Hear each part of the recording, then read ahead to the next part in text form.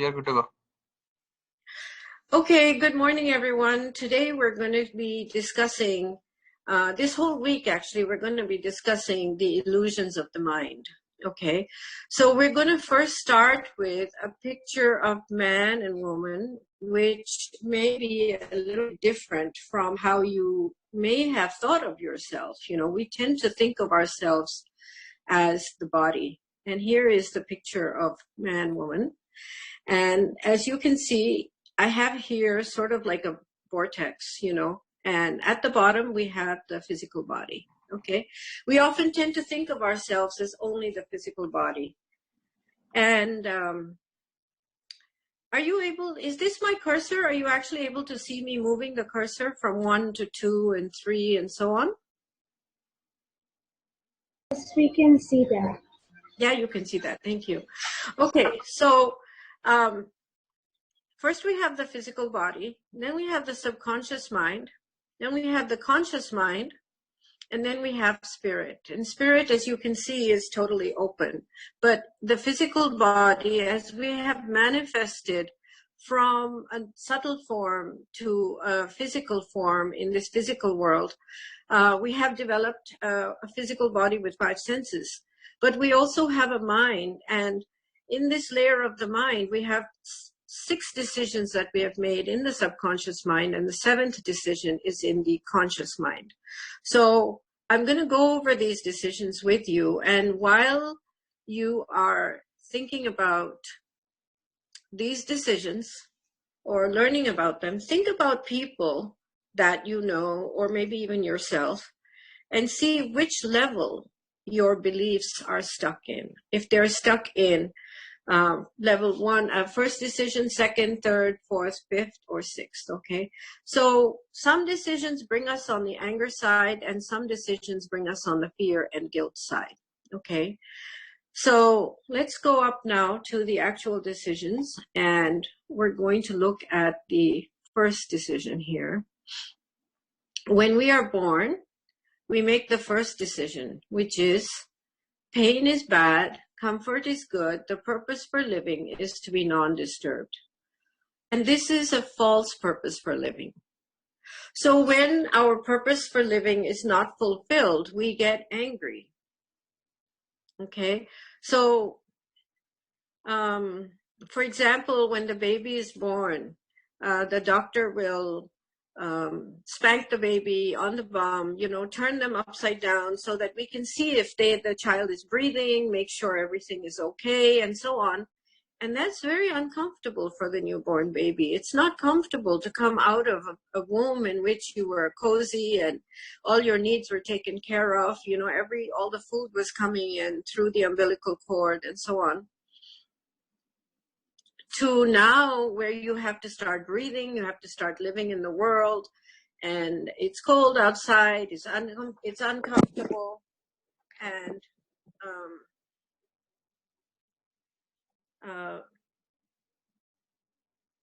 the baby at that time decides that pain is bad, comfort is good, and the purpose for living is to be non-disturbed, which is a false purpose for living.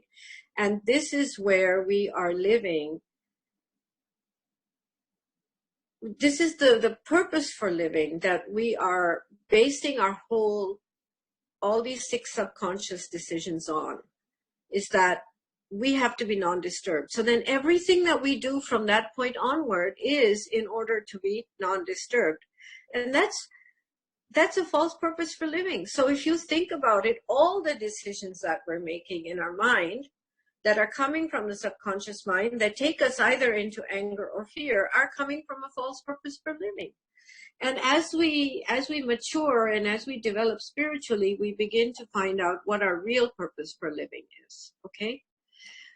And for those of us that are from Science of Spirituality, we're Satsangis, we know what our real purpose for living is. You know, as we connect with spirit within us in meditation, we connect with the love, which is who we are, we then realize that is the truth of who we are, not our mind, and not these subconscious decisions. Okay, so the baby is now at home, and the baby is needs to be fed, so the baby cries. Then the baby needs to be changed. The diaper is dirty and the baby cries. The baby has gas in their tummy and it's uncomfortable. They can't lie down, they can't sleep, and the baby cries. So the second decision is pain is bad, comfort is good. The purpose for living is to be non-disturbed, and I can be non-disturbed by crying and complaining and getting my needs met that way. And that's how a baby lives. And you may know adults in your life that are still living from that same place. Have you ever seen someone who gets their way by complaining all the time? They're crying, they're complaining, they're whining, and that is the level from which they get their needs met. Because they get more attention when they're crying and they're complaining, And if they raise their voice and so on, then they get their needs met simply by being loud and by being obnoxious. And that's fine when you're a baby, because a baby is dependent. But as you get older and you start taking care of your own responsibilities, then it is not appropriate for us to be using that way of getting our needs met. So that's the second decision. And when we don't get our non-disturbed state, then we are still on the anger side. So these are the first two decisions. Let's go back to picture of man and woman. You can see the first decision was pain is bad, comfort is good. The purpose for living is to be non-disturbed. And the second one is I can get my way by crying. I'm still non-disturbed. Okay, so non-disturbed is a basic feature of all 6 of these decisions. Okay, now what happens? Let's go to decision number 3. Baby grows up a little bit more, and baby learns that baby cannot have a cookie before dinner. And now he reaches for the cookie jar, and mom gives his hand a little slap and says, no cookies before dinner. And now he's in a quandary, because is he going to be non-disturbed by getting his own way, or is he going to be non-disturbed by pleasing his mother, because his mother is upset with him that he's eating a cookie, so he can't get his needs met. He needs to please his mother.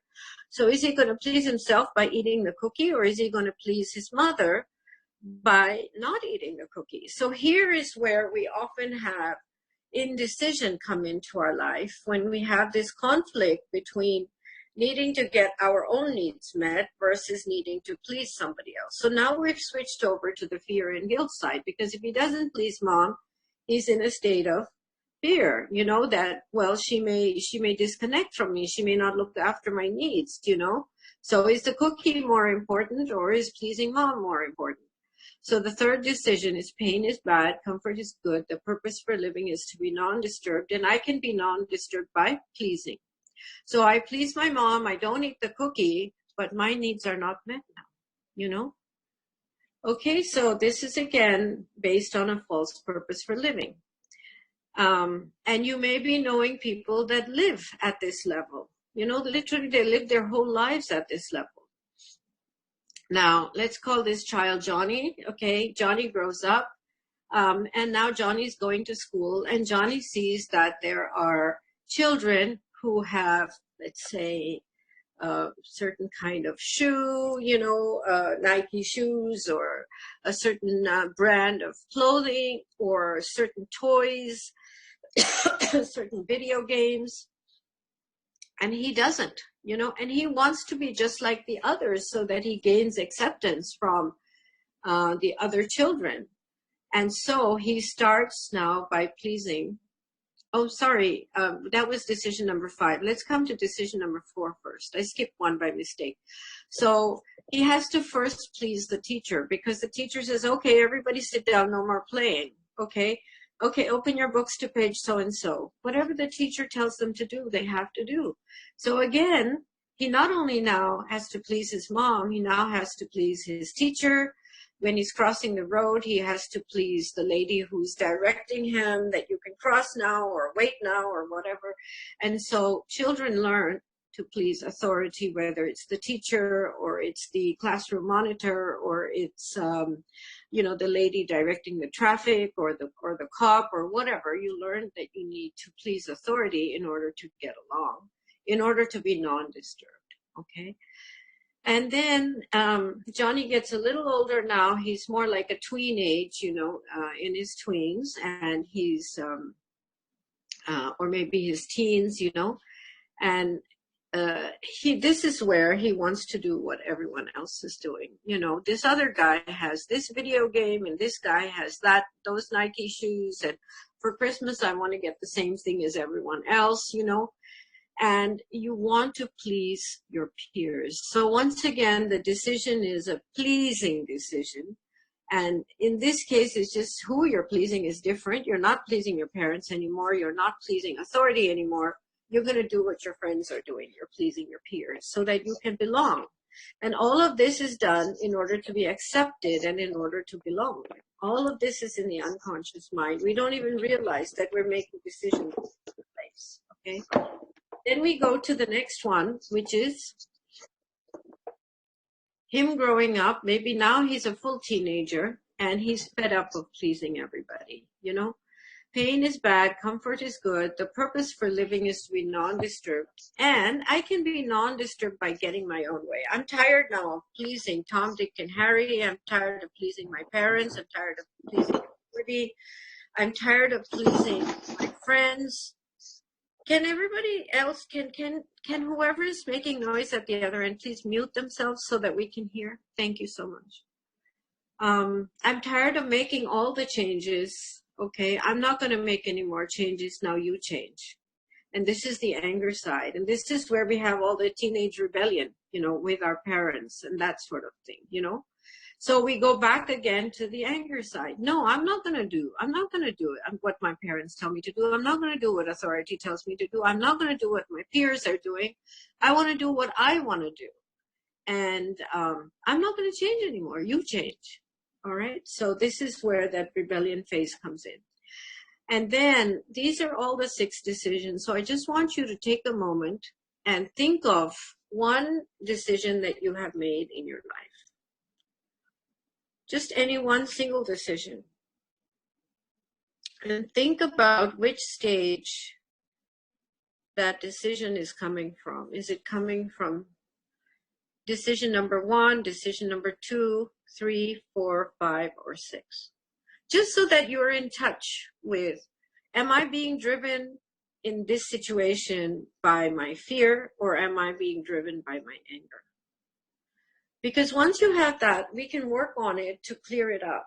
And we can work on it because these are belief systems that are not true. These are what we call perpetrations. Okay? And the next, okay, I'm just going to be quiet for a minute. I want everyone to just, if you can type it into your phone or write it on a piece of paper, or just make a mental note of what it is and what level, what decision it's coming from.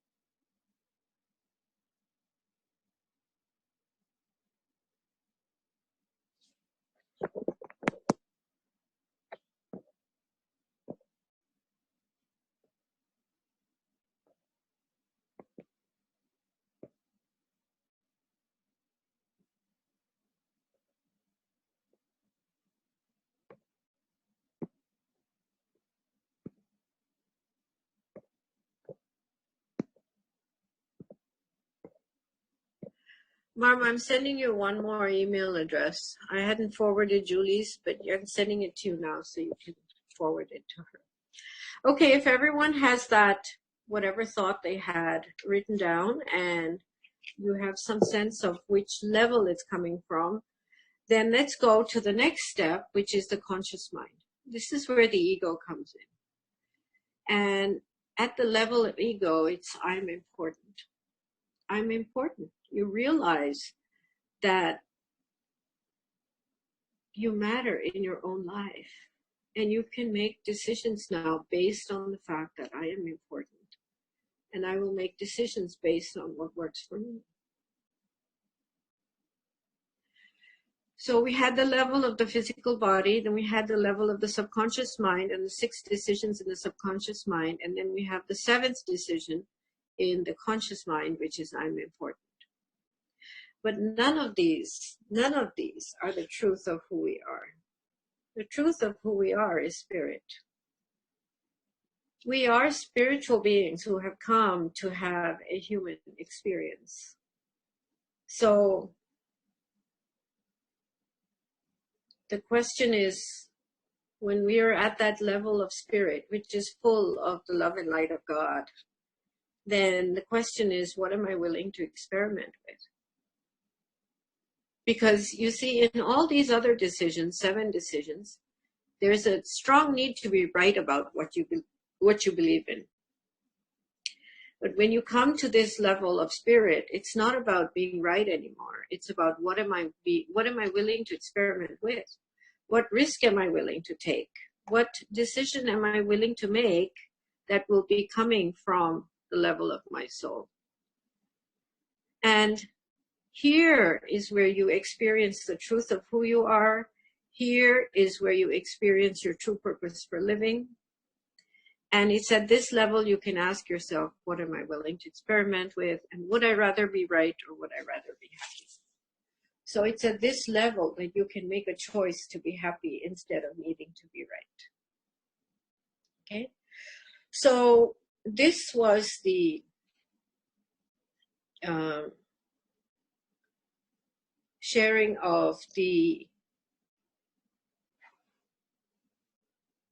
picture of man and woman. And now what I will do is I will ask you to, Marm, is it possible you can now focus on me instead of on the screen sharing, okay? And okay, how can I stop sharing screen? Am I sharing screen on both of them? And then I want to be able to take questions from people about this, and then I want to move into the TAT. Yeah, we have around 10 minutes left on this one, just so you know. And on this, you have muted yourself on both places.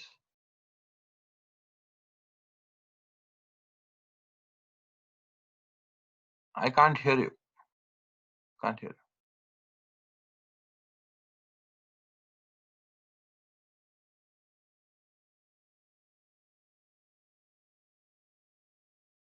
I unmuted you. Can you speak now? Yeah, can you hear me now?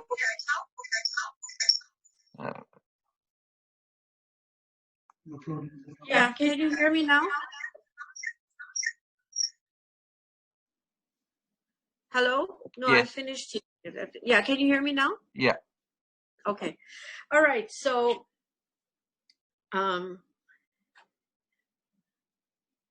all right. So what I would like to do now is take any questions you have on the 7 decisions of the mind. If anyone has any questions.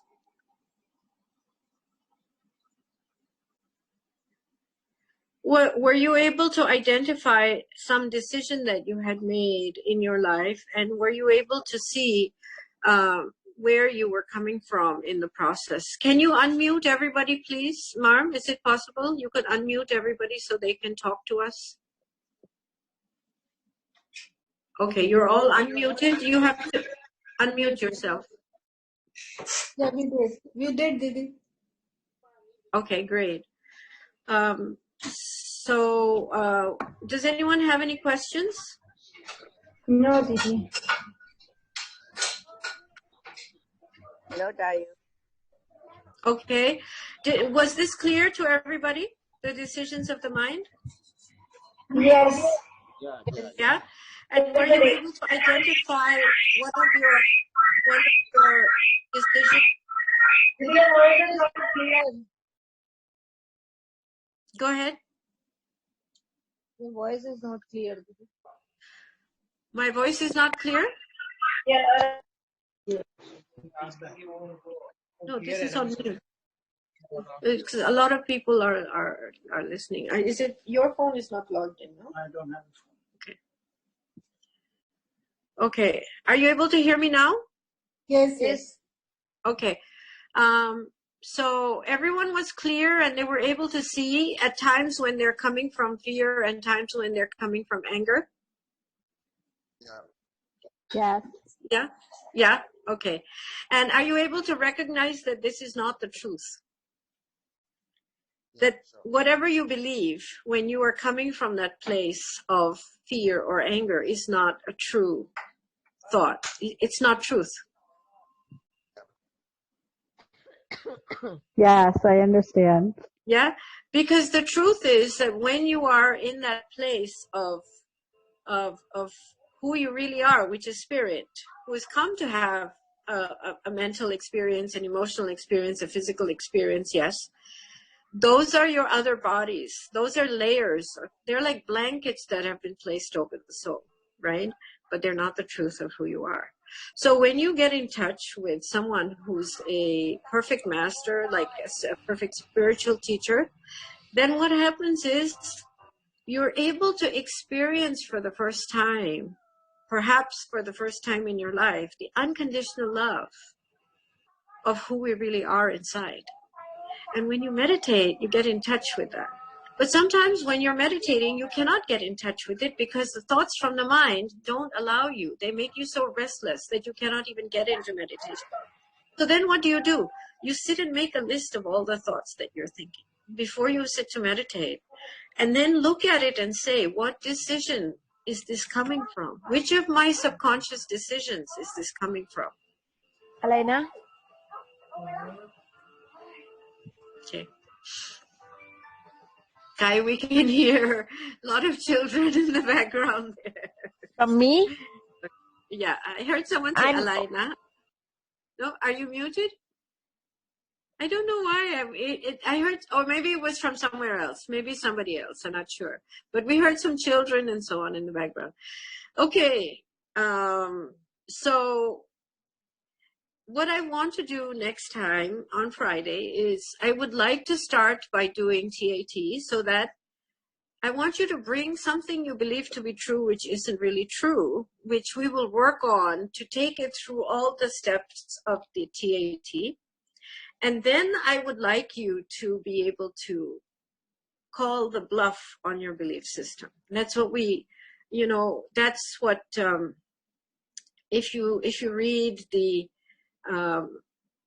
universal principles, I think I'm now going to share screen on universal principles. Okay, give me a second. So I'm going to close this now, okay, and share screen on universal principles. And I would like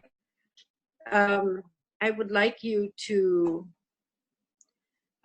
if you can, at the same time, please go to your WhatsApp. And on WhatsApp, I have sent you what's called the universal principles, okay? And there are, I think, 20 of these universal principles.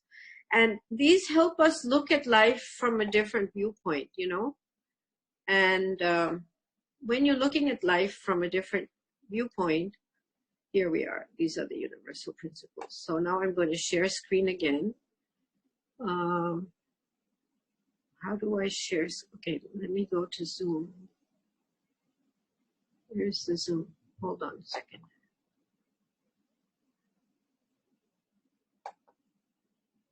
Okay, here's the Zoom, and I'm going to share screen again. And this time I'm going to share the WhatsApp and I'll share the universal principles so that we can read them. Okay. Okay, so I have it here on the screen, and I'm just going to read them out loud. I would really like you to, between now and Friday, just think about these principles and see which of the belief systems that you're living your life based on are false belief systems. We want to call the bluff. We want to call the bluff on our mind, basically, because our mind has so many illusions in it. Our mind is full of lies. Our mind is full of perpetrations, because the truth is that who our soul is full of what we call Satchit Anand. Sat means truth, Chit means consciousness, and Anand means bliss. If we're not in a state of bliss, if we're not in a state of peace, then we are in a perpetration. And perpetration is something we believe to be true, which isn't true. The majority of our thoughts are perpetrations. The majority of our thoughts are lies. So we need to learn to tell the mind, no, that's not true.